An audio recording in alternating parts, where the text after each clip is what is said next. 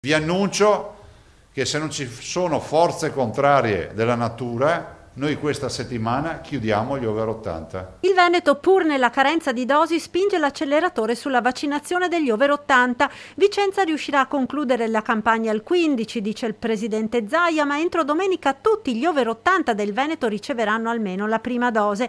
Ad oggi, sugli oltre 358.000 ultra ottantenni, ne restano da vaccinare poco più di 56.000. Il 41% ha già ricevuto entrambe le dosi. La prossima settimana si passerà alla fascia d'età 70-79. In parallelo si continuerà con i pazienti fragili e i disabili. Rimane però una fascia di over 80 definiti irreperibili.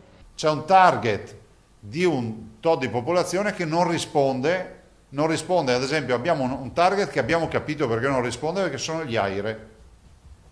Cioè coloro che sono all'estero, ma sono nelle nostre anagrafi. Accade soprattutto nel bellunese, dove c'è un'elevata percentuale di residenti all'estero. Per gli altri si farà un'ulteriore chiamata d'accesso libero. D'ora in avanti ai vaccinati con la prima dose verrà comunque consegnato un certificato con scritto tipo di vaccino e lotto ricevuto.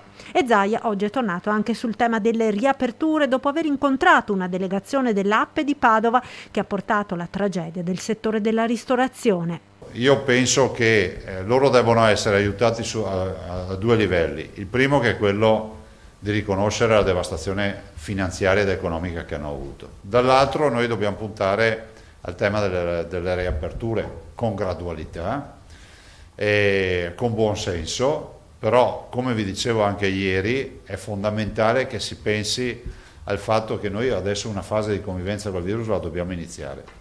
L'assessorato alla salute, assieme alla prevenzione del Veneto, sta lavorando alle linee guida per le riaperture da presentare al governo. Io spero che il governo prenda atto e si esprima rispetto alla possibilità, si esprima attraverso il comitato tecnico scientifico, le realtà più autorevoli che ha, ma si esprima.